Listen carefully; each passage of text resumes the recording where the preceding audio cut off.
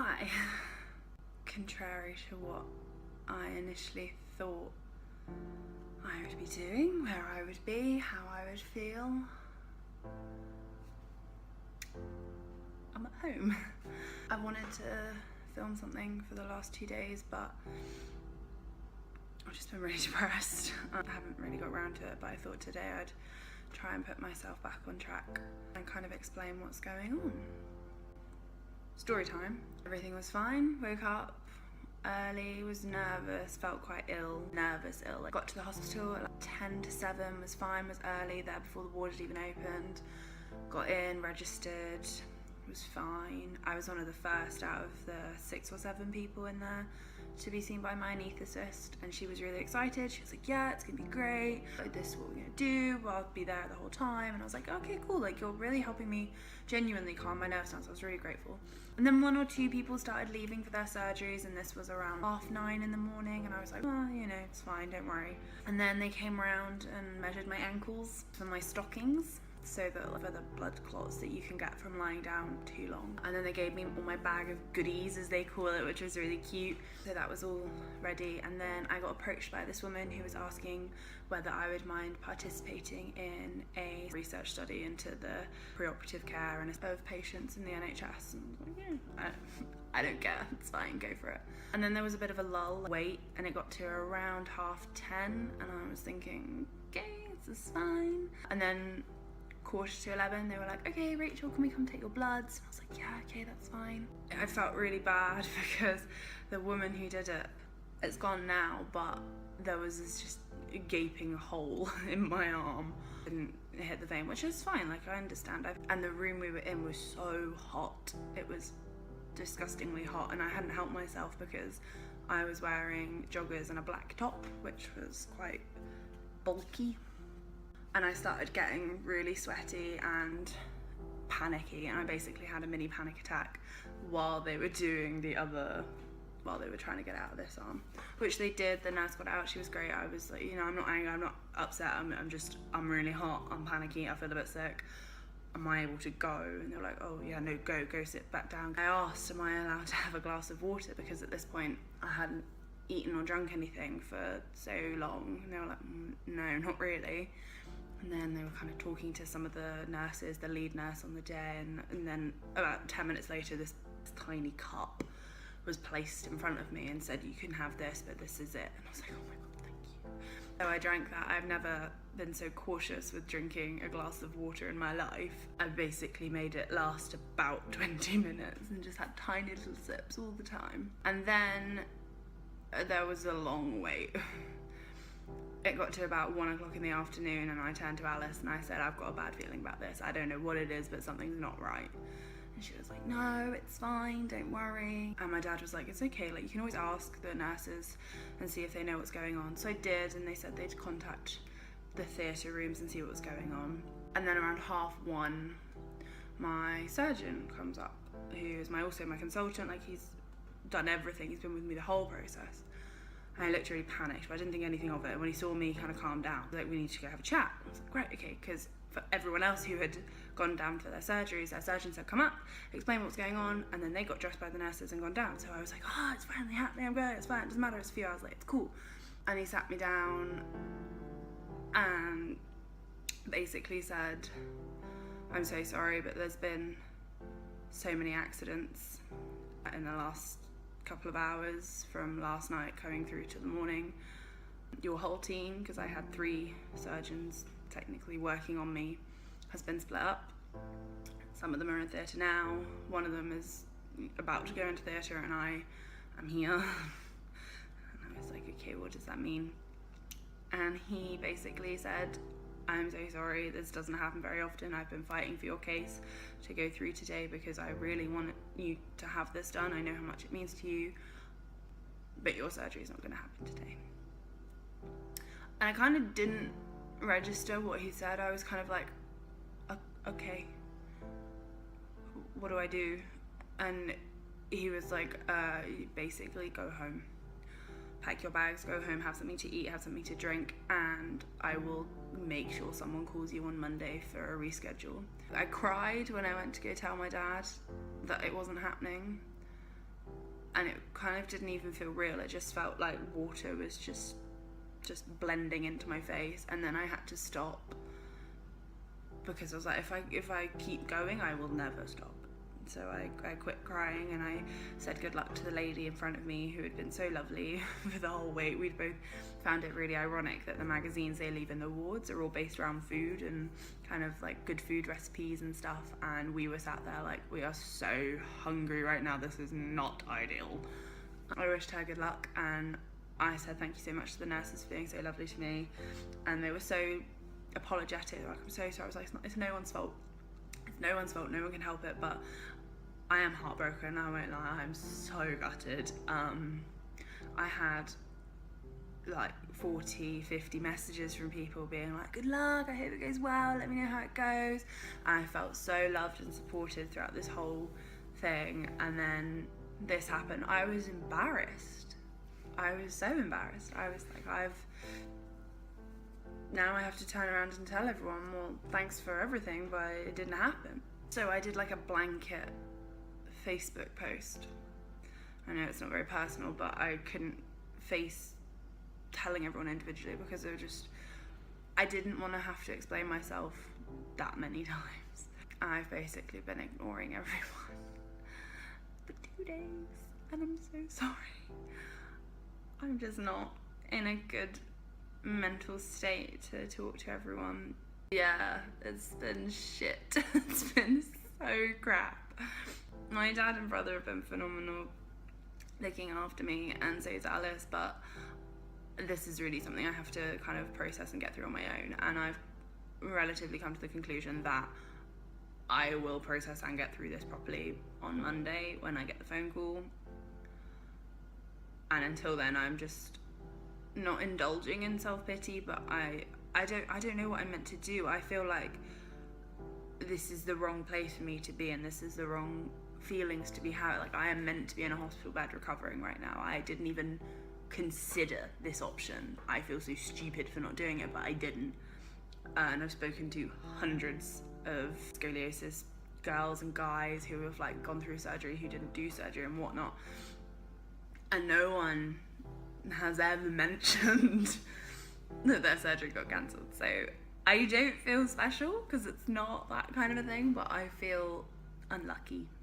But I feel justifiably unlucky. I mean, even my surgeon said this doesn't happen very often. It kind of wasn't what I wanted to hear, but I was glad for his honesty. So I will probably do a few more videos in this segment because I feel like it's important.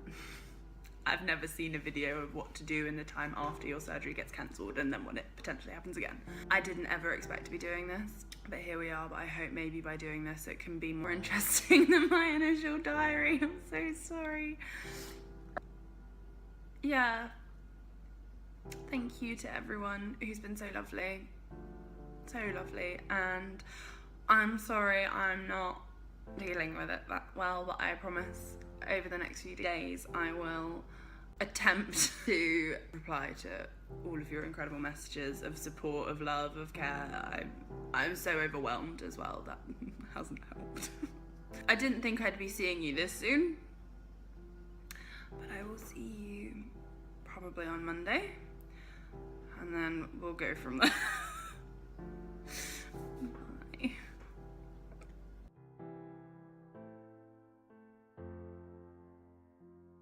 Hi, it's the 26th of July 2018, and I've been ringing the hospital every day trying to get some information on what's going on with my case, and I finally got as much of an answer as I'm going to get for now. Essentially, my case isn't being rediscussed until the 3rd of August, which there's nothing I can do about it, but at least now I know I have at least a week and a half of this crap. I've not been great. I've been really sad. I haven't really been sleeping very well, and that's not because of the ridiculous heat, it's because I've got so much going on in my head but also nothing, and it's driving me crazy. I've been trying to go out and socialise, but every time I just come home and I start crying because I'm so exhausted with having the same conversation 20 times in one day. I've got like a really big family event coming up this weekend, and all I can think is I don't want to go, I don't want to have these conversations again. It's okay, because I have to go. One of those things that I won't probably enjoy, but you just have to put on like a brave face and just kind of try and be the old person you used to be. It's really hard, no one ever prepares you for this, and there's no kind of support put in place by the hospital to like help you through this. It was a different kind of surgery. It wouldn't affect me this much, but this is like my life. And it's really hard to go through all these days when I know that in my head I've had like a plan for what these days were going to be like, and I feel indescribably numb and so solitary. I feel so isolated and at a loss. I don't feel like anyone really understands what I'm going through, because I don't even understand what I'm going through. It's really lonely, and all my friends and family are trying their best, but there's only so much you can do. This is something I have to do on my own, but I don't know how. I'm not equipped. I'm not ready to do something like this on my own. Bye.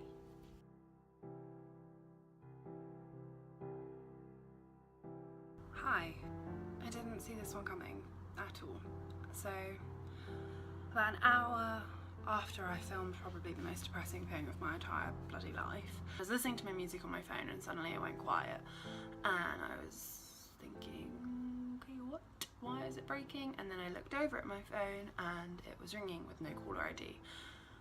I've now worked out that no caller ID is 99.9% of the time St George's, so I picked it up, and this guy, and he said there's been an opening with this doctor who's not my usual surgeon, but at this point I don't care. So when he said this doctor has an opening on the 15th of August, would you like it? Yes, I would like that opening, please. So I said yes, and there's a confirmation letter on its way to my house in London as we speak, which is terrifying. And now it's all happening all over again, and I can't explain how I feel because I currently don't know. I now feel even number than I did before because I don't know what I'm feeling right now. I think I'm taking everything with a pinch of salt. I'm a bit more skeptical. I'm really hoping that it's all just gonna go to plan and it's gonna be wonderful and my life is going to be better and I'm not going to feel this way anymore. I now know that for the next 20 days as it stands, I will have to pick myself up. I will have to tell myself that I now know the day, I have purpose, I have to get things ready, I have to do other things, because in amongst all of this that's going on in my health, I'm also moving house. I now have time to actually do that, which is great, and just be happy. It's so exhausting. Okay, I'm not gonna get over it straight away, let's be realistic. I think I also now have time to finish the fitness challenge I'm doing, which is 100 kilometers in aid of Alzheimer's Research UK, which is great. It's only 20 days, but I think because I now know it's only 20 days, those are going to be the longest 20 days of my life. I'm also keeping it very, very private. The only people that are in the know are my family, Alice, and one or two people who I'm not disclosing. This is now one of those things where actually if you keep pushing the system, you will get somewhere. I think my advice to anyone whose surgery gets cancelled either on the day or beforehand is to just make the people at Patient Pathways your best friend. Keep ring them every day. If they don't pick up, ring again. It won't call you back. So keep ringing. Just keep pushing, because I honestly don't think I'd have got this date if I hadn't rung every day about 4 times a day. But I have, and now it's here, and now I have a date, and hopefully, fingers crossed, I will finally get my surgery and I will become straight and I will start to be able to rebuild my life, because I hate this.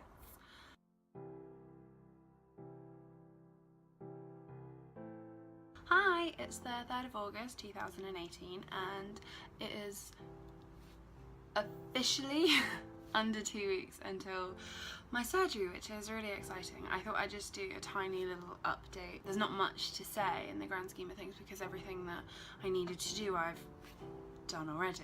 I went and picked up my new set of pre-op drinks, so that's box tick, and I also received my letter from St George's telling me that my surgery has been booked in, which is great. I'm happy. Let's just hope it goes ahead. Fingers crossed. I think the good thing about this whole experience is I've learned a lot about myself and just how utterly blessed, but I think even that's an understatement, how I feel like the luckiest girl in the world, because all of my friends, all the people that live down our road or that are at my dad's cricket club or the rugby club, or they have been so supportive, and everyone I've spoken to is very understanding that I am not wanting to talk about it, but are also sending so much love and support and encouragement, and I'm just so incredibly grateful. It's been lovely. I've been able to talk to some of my friends, see some of them before they go jetting off across the world or whatever. I've had a bit more fun. I've started to actually kind of get over myself, as it were.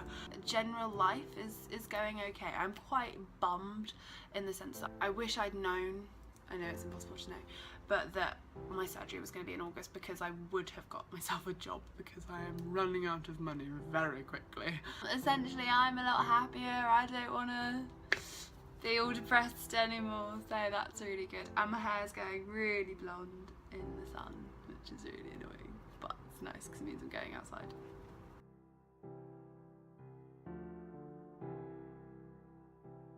Hi, it's the 14th of August 2018, and yeah, here we are again.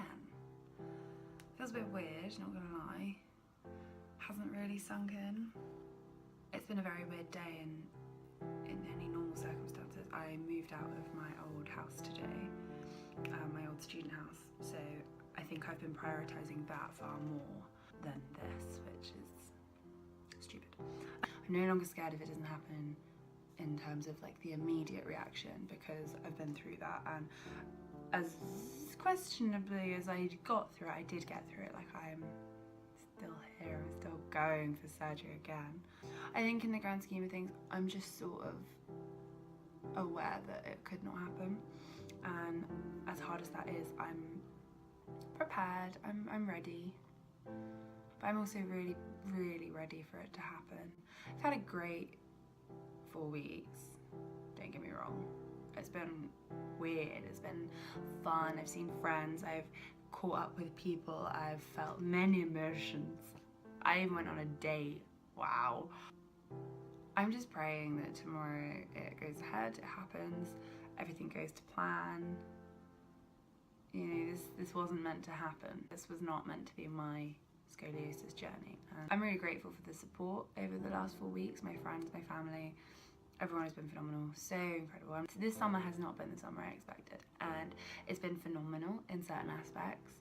I have a new home, I've made some great memories, I've caught up with my friends, I even got to go to work, which was something I didn't realise just how excited I would be for. I'm hoping now, as of tomorrow, my summer will be over, because then I can actually recover and get through. And then I can go back to uni and start everything properly. You know, I'm already on like a really tight recovery schedule, because if I don't recover in time, I can't get back to uni in time. And I am not starting third year off on a bad note. It's just not gonna happen for me. So it's gotta happen tomorrow. Like, I don't know what needs to happen. I think the best thing to do is just pray and hope and wait. Thanks for sticking with it again. Sorry this one has been excruciatingly depressing, but I also think it was imperative to record at certain moments when I wouldn't usually open myself up to such vulnerabilities. In the nicest way possible, I hope I don't see you again for a really long